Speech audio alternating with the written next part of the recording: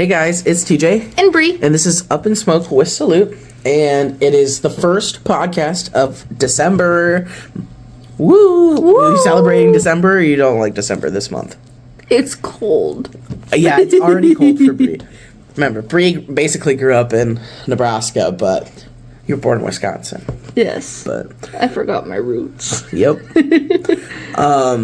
I just wanted to, before we actually get into a whole podcast, I want to start off by saying that it's Cyber Monday, and we have a deal going on. 15% off, $25 or more on our website, which you'll see it on the screen in a minute, but I can also tell you that it's www.salutegummies.com.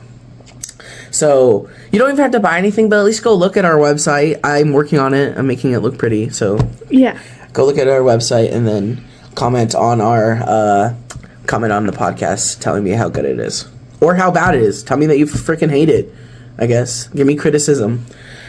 I wanna please the people. I guess. But last week was the Thanksgiving podcast. I like Thanksgiving. It's my favorite, one of my favorite holidays. I just like the food. We had a good Thanksgiving. I mean, cooked the turkey. My sister had to work. We were watching my niece for a little bit, and then we ate dinner with my mom and my sister and my niece and her boyfriend. Yeah. My mom's boyfriend, not my niece. My niece's boyfriend. My niece is 3. She doesn't have a boyfriend. She better not have a boyfriend. Anyways, with this month being December, we're thinking maybe about getting some gift certificates. Yes. And stuff. So that might be coming soon. Obviously, if you follow us on our socials like Facebook, Instagram, X, YouTube, TikTok, Reddit, you'll find updated information there. Oh, yeah. We're also thinking about maybe getting maybe a Christmas tree for the front area.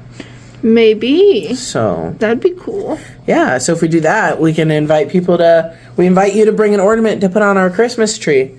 Yeah, we're gonna get a Christmas tree for the front. Yes. It might not be huge, but it'll be something. But if anything, it might be a couple from the Dollar Tree, a couple 5 of the $1.25 trees from the Dollar Tree, the small ones.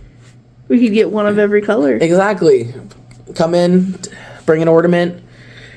Decorate our tree. You bring in an ornament, we'll give you a free 2-pack of Skull Cherry Freeze Limited Edition Doobie Dabbler gummies with proof of valid identification that you are 21 years old. Yes. Because I will not do that for minors. Nope. Anytime somebody that looks young walks through the door, I'm just like, can I see your ID, please? Oh, yeah. Yeah. I don't a lot of people look like they're 12 and they're actually not.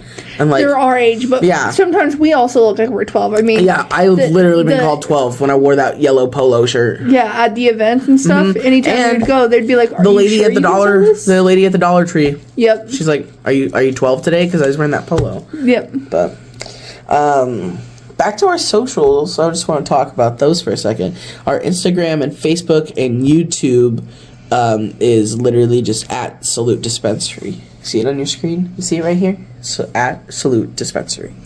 And our TikTok is at Salute 420. Or no, at Salute THC 420. That's what it is. Yes. I don't even know. I made it and I don't even know. But yeah, just follow our socials. And if you come in and show proof that you are following our socials, we will also give you a free 2-pack of gummy with proof of valid identification. Yes. So, we're also going to look at Reddit. We like kind of looking at the r/weed Reddit. It's kind of fun. That's what we're going to start doing during the podcast now, guys, is at least a few every podcast. But, so 3, 2, 1, it's on your screen. The only thing getting baked faster than the turkey is me. Look at that. Look at that juicy glob. I wish. Do you know how to do that? No, but I want to figure out how to do it because that would just be so amazing. Just dab art. Mm-hmm. I take pictures of it. Maybe we can find somebody maybe Sergio would know. Find somebody that can do dab art, and then we can invite them on the show and have them talk about how they learn and stuff like that. Yeah. But All right. This is some advice posted in the r/weed Reddit, posted by you/Maeve Vigrate. I've been looking for weed to make me happy, giggly, overall feel good. Everyone basically recommends I get indica for that, but someone recently told me that if I want the happy, giggly feels, basically weed, or the happy, giggly feels, comma, right? Yeah, basically weed to act as if it was poor man's antidepressants, it's sativa. I try to avoid gummies because I haven't found a gummy that doesn't give me crazy bad thoughts. Although my recent gummy experience opened my eyes to something major in my life, but I don't want to experience it again. So next time I go to a dispensary, what should I ask for? First, I have a couple thoughts. Yes. First off, what the heck did he they experience on gummies that like they felt the need to say my recent gummy experience opened my eyes to something major in my life, but I don't want to experience it again? It could be anything from like maybe like past trauma or something like that, or like something they realize something about like a major relationship in their life. Oh, okay, or, that makes more sense. Because I know sometimes when I get high, I get very like introspective.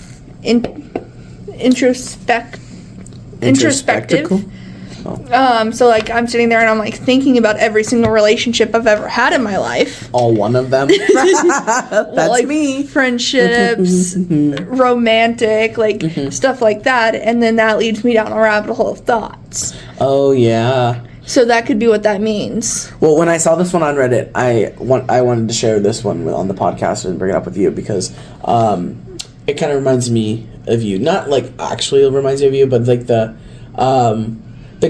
crazy bad thoughts part. It reminded me of when we tried those Delta 8 Ocho Obliterate freaking gummies.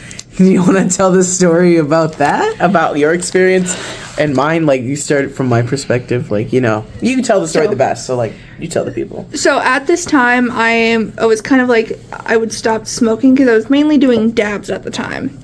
And every time I got high, I thought I was having a heart attack.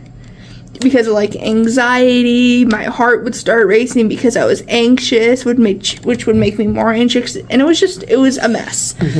So after about this was like April 2023 is when you tried these gummies. Yeah. So like after all that, I took about like a 6-month break, and TJ and I were talking, and he wanted to buy gummies. And I kind of wanted to just get high again because I was stressed. And I didn't have enough money. Yeah. Because I was poor working at freaking Casey's General Store, the pizza boy. So we made a deal that, like, we would go up there, we would go halvesies on a jar of gummies, and I would get mine, and he would get his. And we got a flavor I could have because a lot of those were freaking strawberry flavors, and...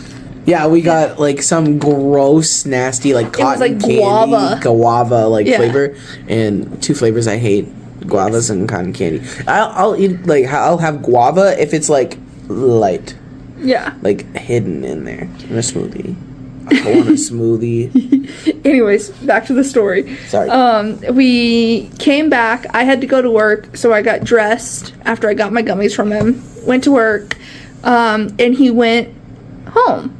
Well, he had a routine of, like, taking 2 gummies every night or so of these and then waking up to go to his job in the morning because he worked morning shift. Well, in the store I was in, I couldn't be on my phone, and the service inside the store, even on break, was shit. You could not access your phone at all. So I was out of my car, and it had just started to hit him, and he's like, I can feel my eyeballs. And I said, only take, and then it's like no message after that. And I was like, only take like a bite, like a nibble, and then hold it, or like a half. I wonder if I have the screenshots. I'll look through, and if I do, it'll be on your screen. If I don't, sorry, y'all. But like, and then I was like, I'm feelings.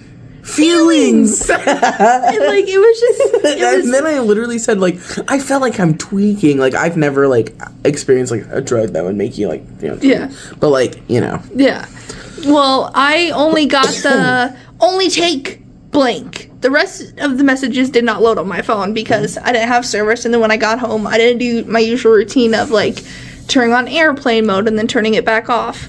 So I get home, take a shower, go into my room, I pop a gummy. Never took gummies before this. But I am like a gummy connoisseur. Yes. Edibles are my thing. Yes. And then dabs. But like, I had never taken a gummy ever before, and I was like, this ain't gonna be shit. Like, if he's freaking out, then, whatever. Well, I had already swallowed the gummy. Looked at his messages, because I realized I wasn't getting any messages. And I was just like, well, fuck. I'm just gonna have to ride the wave, I guess. So I'm sitting there watching YouTube, and then I slowly, it was like a creeper. It's like you didn't feel your legs at first. That's how it was with me. I was like, where are my legs? Oh, they're there. It's okay. I was wearing my weighted blanket. Mm-hmm. And so I only thought I had one arm. I remember this, yep. I only thought I had one arm. And I was concerned about where my limbs went. My cat decided to come up and start purring on my head. So at this time, I'm passed out. I had to work. So, I'm starting to, freak the fuck out. I am tripping. I'm freaking out. My cat is not helping at all. Copernicus, he's just freaking me out. He got up on top of my bed because there was a little shelf above my bed, and he was jumping down on me, so I thought the sky was falling. None of my usual tactics were working. I took 5 showers that night. Hot showers. I ran our house out of hot water. I used my weighted blanket. Tell them about the phone call. Threw my weighted blanket off me. I called him, freaking out. The first time I went to Do Not Disturb because I tried his cell phone number, and I said, fuck this, he's answering me. So I called him on Snapchat. He answers, and I'm like, I'm freaking, I was like, I think I'm dying. I think I'm having a heart attack. And he's like, no, you're not. I was grumpy. You just woke me up. And I was like, I don't know what I need to do. He's like, go to bed. And I was like, I can't sleep. I don't have my blanket. He's like, where is it? And I was like, on the bed. He's like, grab it. Then I was like, I don't know how to use my arms. So he's walking me through putting the blanket on myself. And then I was like, this is what I said. I was like, do you have the blanket on you? And you said, yeah. Are you comfortable? Yeah. Do you have Copernicus? Yeah, he's on my chest. Okay, good night. And then I hung up and went back to bed. And then I turned my phone on silent. Yeah. So I said, if you need me, I will call 911. No, I said after that, and I said, well, don't do that. If you need me, I'll be up in 2 hours. Yeah. So just hang off for that long, and then I'll be in town. You can come to Casey's and come see me. Yeah. So I was just freaking out, crying. Finally, Copernicus started loudly purring, like a semi. I call that vibrate mode because he literally looks like he's vibrating, and his skin, he twitches it. Yes. It's so gross. I got some relaxing sounds going, passed out. I am so glad I did not have to work the next day because I went to bed around the phone call was around 2 in the morning. I went to bed at 3. I got off at 2 p.m. And I was asleep until 7, 8 o'clock the next night. I woke up to so many messages from people saying, are you alive? Question mark. Because he wasn't the only person I reached out to. I also reached out to my other friend. But she has a kid, so she was passed out. And they're like, are you okay? What's going on? What's happening? Yeah, and then they messaged me, and I was like, Bria had an edible, and it was kind of a bad experience, so she's probably sleeping, because that's what I assumed after I spam messaged you. Yeah. Because I wasn't asking if you were alive. I'm just like, are you awake? Are you awake? Are you awake now? Because we had plans to go get dinner or something. But yeah, people were so concerned, and for the longest time I swore off edibles. But now you have one in your mouth. I already took one. Well, yeah, you have one in your stomach. Yeah. All right, next thing. Lack of munchies on my first high. I'm going to read this, and then I'm going to read the comments, because they're kind of funny. So the other day, I accidentally got stoned out of my mind. Was planning on doing only a little until the blunt went out, and we had to relight it, but everyone's hands were full, so he told me to smoke it to keep it lit, and I accidentally smoked a lot, and so I was kind of tripping balls. I was like on another dimension, and my legs were tapping without me moving them. We went to a restaurant. Being high for the first time in public was crazy. I know. Is crazy, I know. And I honestly could not tell you what the restaurant looks like on the inside. That's how far gone I was. Everyone kept telling me to eat because it would make me feel better. But then when I took a bite of pizza, when I tried to swallow it, my entire mind focused on the feeling of it going down my throat. I felt like I was suffocating and couldn't swallow, and my friends kept telling me to trust my anatomy and trust that I can indeed swallow, but it freaks me out so much that I couldn't. All of the stoners I was with kept telling me that their first time they ate like a whole pizza, so no one could relate. Just wondering if this is common or whatever to further explain it. I basically felt like I was watching an IMAX video of the food trying to go down my throat, and I was like scratching as it went down. I had to swallow like 3 times to get one bite down. So, before you go to the comments, I do have an experience with this. This is the reason why I limit myself when I'm drinking stuff. Because I will just chug a 2 liter of water, and as I'm drinking it, I'll just picture myself choking on the water, like the water going into my lungs. Ooh.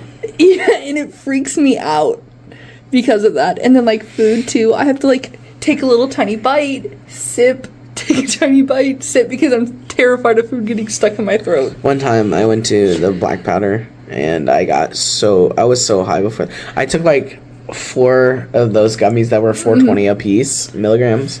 Went to the black powder with AJ and ate like 12 mozzarella sticks. So like I'm one of those people where I can eat when I'm high. It just depends. I think it depends on the type of high that you get. You have to get like that nice middle zone, especially if you're not experienced. If you get too far, you're gonna freak out about every bodily object. The first time like I had edibles, like I was chilling, and I limited myself, and I made 1 sandwich, I grabbed 1 drink, it was a soda, 1 Mountain Dew, can of Mountain Dew, and then, like, I think I had, like, one of those bags, like, little bags of candy you can get from Dollar General, the dollar ones, and that was what I limited myself to have snacks, because I knew that edibles really, really make you have the munchies. Anytime I would get high, I would prep beforehand. I'd grab snacks from the kitchen, and I'd grab, it was a 1 liter of Dr. Pepper, and that's all I could drink that night, because there was so many times I'd get high off of my ass, just chug the 1 liter of Dr. Pepper, grab like 3 bottles of water, chug those, and like throughout the night I'd wake up and be like, I have to piss, and then I'd freak out because I was like, I'm dying, my liver's not working, I'm peeing too much. That's literally my thought process during some of it. Alright, here's the comments. This person said, this happened to me when I was 15 and put a bunch of THC oil into a yogurt cup, lol. Too much weed just kind of fucks with you in different ways if it happens, or this guy, I'm sorry, this person needs to learn how to type with periods and punctuation. Just kind of fucks with you in different ways. If it happens, or it could not happen. Sometimes I'm high as hell and scared, but most of the time I'm alright, so it could just be for the one time. Now you should know your limits at least, lol. And this other person said, you, my friend, have experienced the lovely psychedelic part of weed. God, I wish I can go back to get that fucked up. I miss not being able to tell why left foot was on the left side of my body or trying to figure out how to walk. Time stands still and moves backwards. And this other person replied to that saying, the walking part is so real because I got lost on the 15-second walk into the restaurant. I tried to go in the wrong door and forgot how to walk, so this is reassuring, LMAO. So, like, edibles used to really fuck me up. And, like, one time, I don't know why, I just had beef with that yellow M&M. You did? Yeah, I was like, I literally posted on Facebook, my whole family could see. I was like, that yellow M&M cannot be that fucking stupid. I hate him. Yeah. Yeah. You also had beef with like some of my decorations that I had up. My one like stone cat thing, my black cat thing. I don't remember that. You don't remember? Nope. So you would take your edibles or take dabs or like a mixture of both, and it would be late at night. I was trying to go to bed, and you'd look over at it and say, "What's that fucking cat staring at now?" I was like, "Nothing. It's fake." And you're like, "That little punk ass bitch needs to move away." So I would have to cover it up almost every night.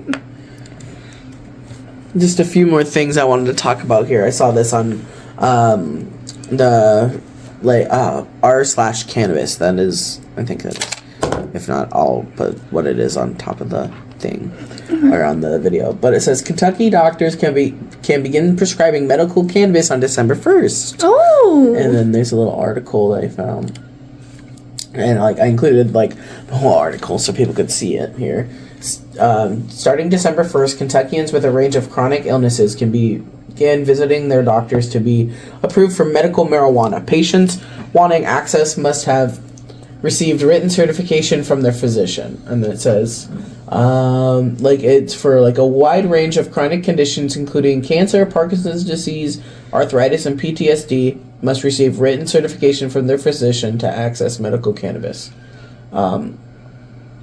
Let's see, 154 doctors and APRNs, or like nurse practitioners, have become authorized medical cannabis practitioners, and that number is growing steadily each week, Governor Andy Beshear said during a news conference. Let's see. Monday, November 25th, the state, which was 5 days ago, the state held 2 random drawings for dispensary licenses. There were only 48 of those licenses available across the state's 11 licensing regions, which is a small number compared to the list of applicants. Over 4,000 applicants applied for a dispensary license. Dispensary applications represent over 80% of the total applications received. So, and only 29 licenses have been approved for cultivators, processors, and testing labs so far. So, I just thought that was a nice little tidbit of information. I know it's not about Minnesota, but I still like sharing it, you know? Oh, yeah. So, all right, now on to the meat and grits and potatoes of the podcast. We're talking about the lawsuits and the OCM, and by we, I mean Bree, because Bree knows more about it than I do. She's been paying more attention to it, honestly, and then I'll throw in tidbits and just be listening. And so, yeah, Bree, take it away.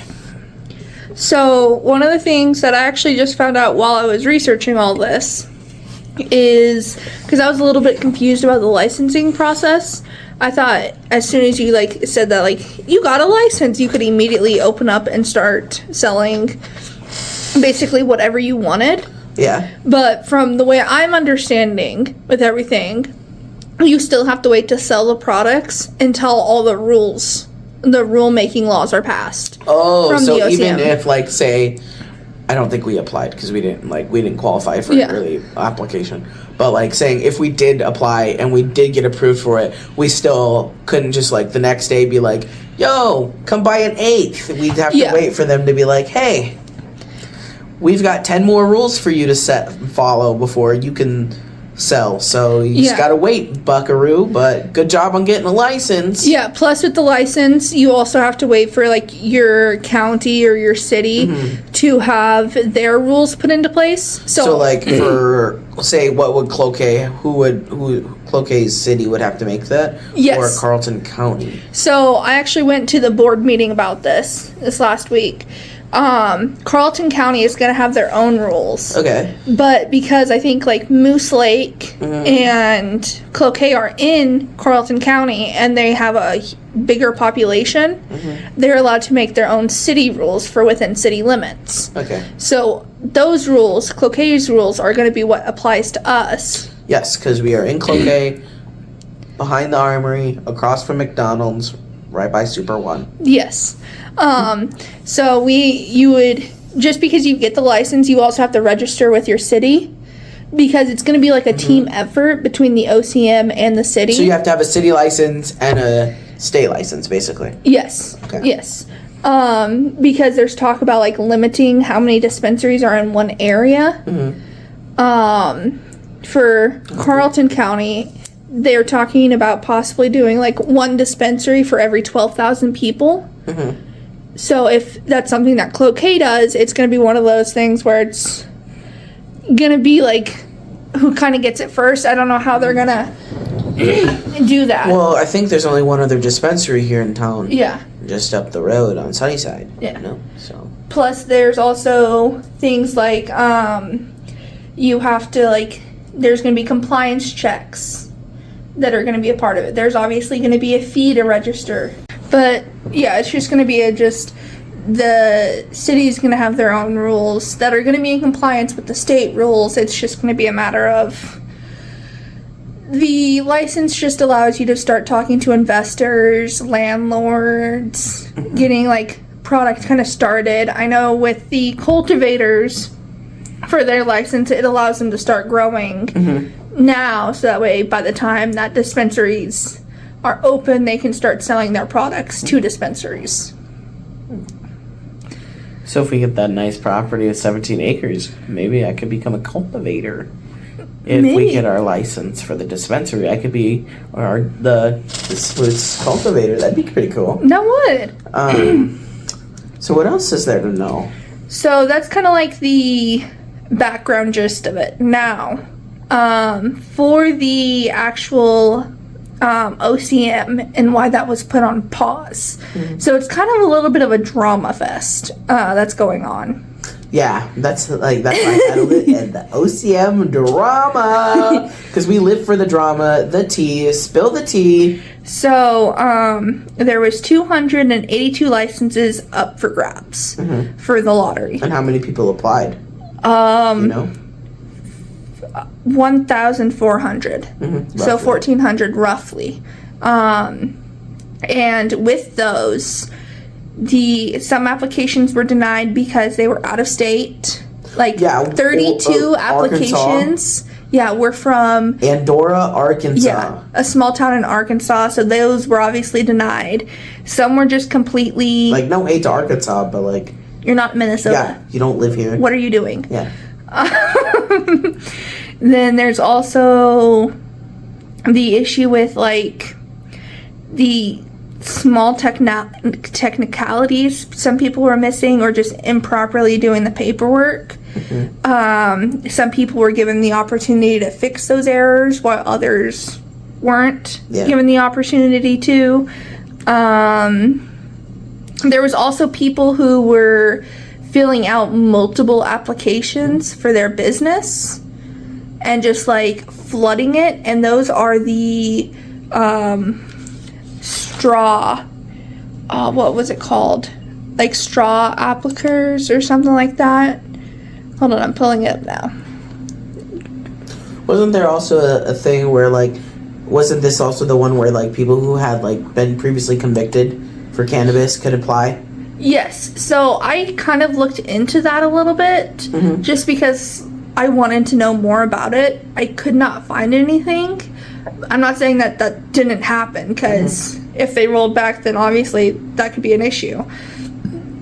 I just couldn't find any news articles about it. Yeah, I was just hearing people, and I think I saw it on TikTok, which is not credible a source at all, but like about this man who went to apply for his license and get proof of him being like incarcerated, like, you know, he has to get it, like he had to get it like notarized through the court or whatever, I guess. I have no idea. And it was gone. Because they didn't really notify people right away that they expunged the record. It was like after it came out that they were expunging the record that they sent it out, and it's like, well, you know, because the early applicant thing like opened up to apply months ago. Yeah. But like, and that's when they did that. They just expunged all that in like the end of summer. Yeah. And stuff, and that's when the applicant thing just opened, was at the end of summer. So when people went to apply and get their thing, they're like, "Hello, what the heck?" You know? Yeah. And they expunged like 50 to 75,000 records, I think. So they're called straw applicants. There is court documents further allege plaintiffs use their equity status to obtain licenses only intend to sell their business and license to a larger company. Oh. So they were basically just like middleman, so a bigger company can come through and buy it from them. And then it's just a mess from what I'm seeing, to be honest, because like the rejection letters that the OCM sent out either did not have any reasons whatsoever, or they did not go into depth on the reason. They didn't really explain the reason. They're just like, you're denied. Sorry. Yeah, pretty much. And people are kind of like, that's kind of messed up. How many lawsuits? Is it just one, or is it multiple? It's multiple. I'm pretty sure it's either that or they're kind of like all together. But with this being paused, so with these like pre-approval licenses, just because that's paused doesn't mean it's still not set for like spring for the rest of the licenses to come out. Even with this lawsuit going on, that's just for them. Yeah.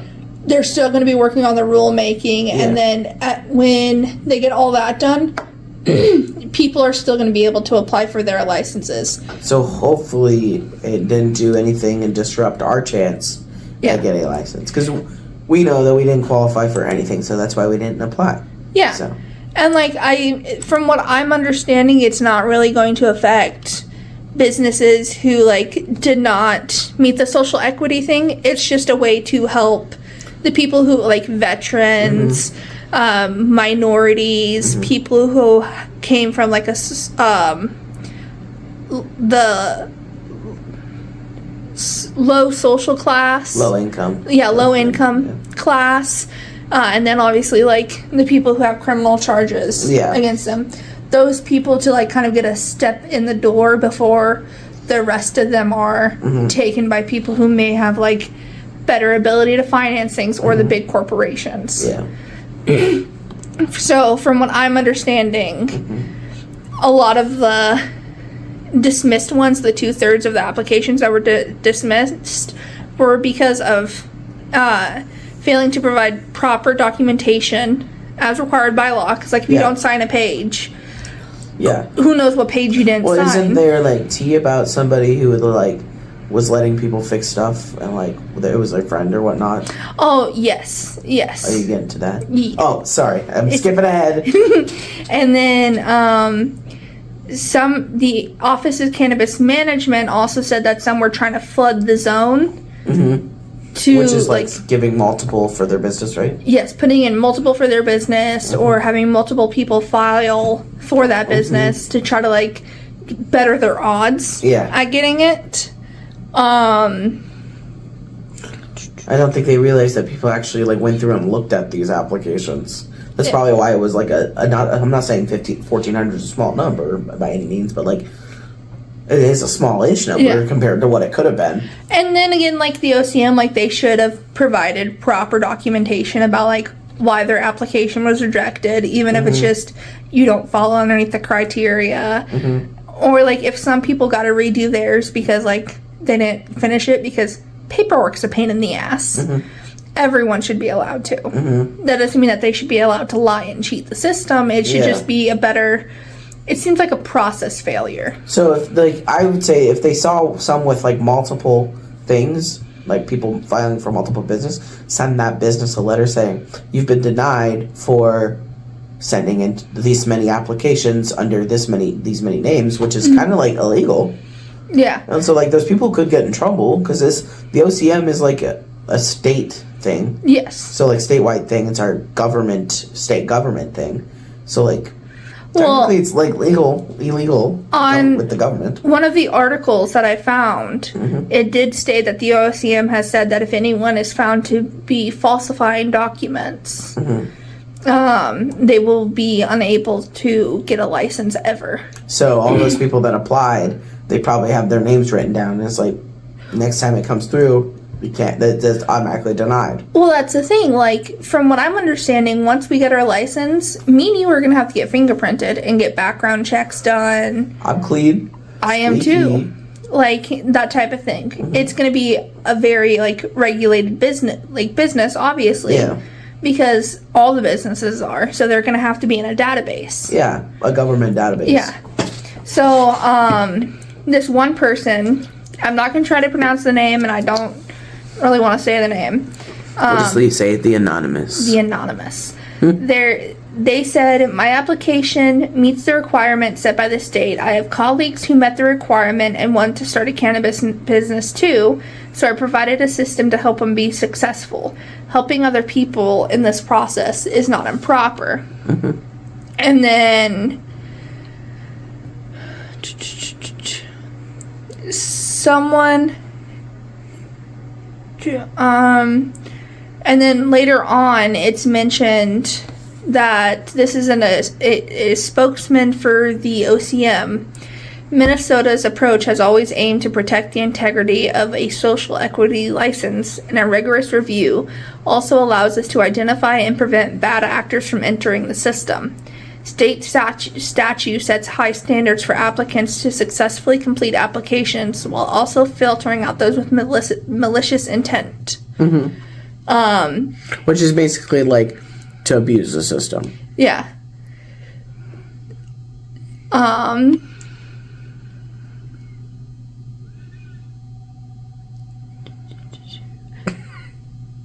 I'm trying to find the spot where I was looking at. I always highlight. I know. But basically it's just, this Moss person. Let me find it. Is that the lawyer? Yes. Carol Moss, a cannabis attorney with Hellmouth and Johnson, who's had clients who were both rejected and approved, said,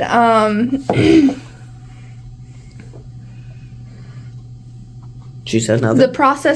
This process of the lawsuit can take many months. The judge stayed the lottery so the plaintiffs could seek their remedies through a right of Serotia. What is that?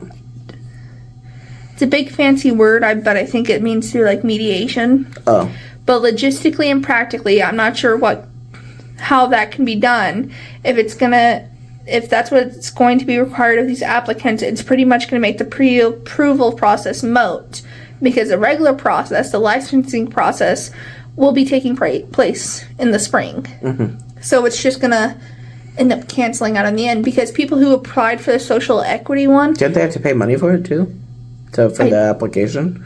Because I was looking at it online, and I don't know, maybe I was looking at something else. I saw somewhere about a license. I don't know what kind of license. If I'm wrong, it was a couple grand, but I don't know since it was for those people that come from low income and the social equity stuff, blah blah blah. If it was cheaper or free. They can award grants, but I think that's for the actual process of it. Mm-hmm. I don't think they were required to pay anything to apply to it. Oh, okay. I could be wrong, so don't quote me. But you can, just because you applied for the social equity, if you didn't win the lottery, and I think if you didn't win that and the other one opened up, you could still apply for the other one too. Mm-hmm. You don't have to just apply for one unless you don't fit the social equity one, to kind of help keep it fair and help out the people who need help, Yeah. But it's basically just a giant shit show. From what I'm seeing. When is anything in the government not a shit show? Yeah. But that's neither here nor there for me to say. Do we have any other information on this topic?